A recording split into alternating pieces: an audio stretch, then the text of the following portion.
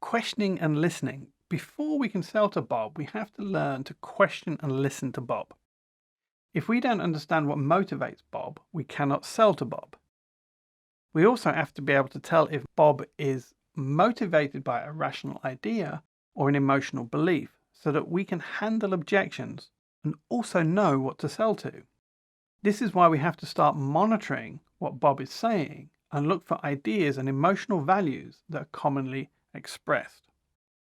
Bob will tell us what Bob wants to do, usually with a rational basis for doing so, and will also tell us what Bob does not want us to do, and this is often contained in an emotionally charged message. So ways we can listen to Bob. There are many ways we can listen to Bob. We can look at online reviews, either our reviews or for our product, or we could even look at competitors' reviews.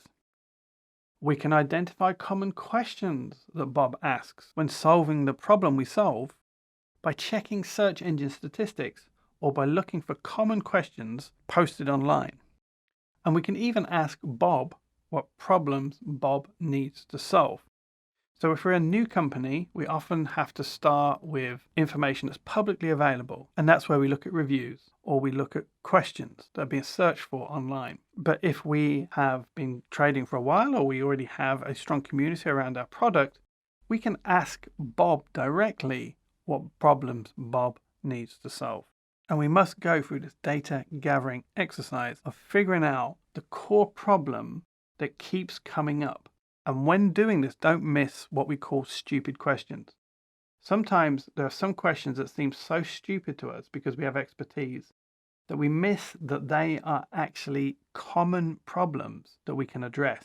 If you see the same question coming up again and again and again, that is an opportunity for creating some content that answers that question.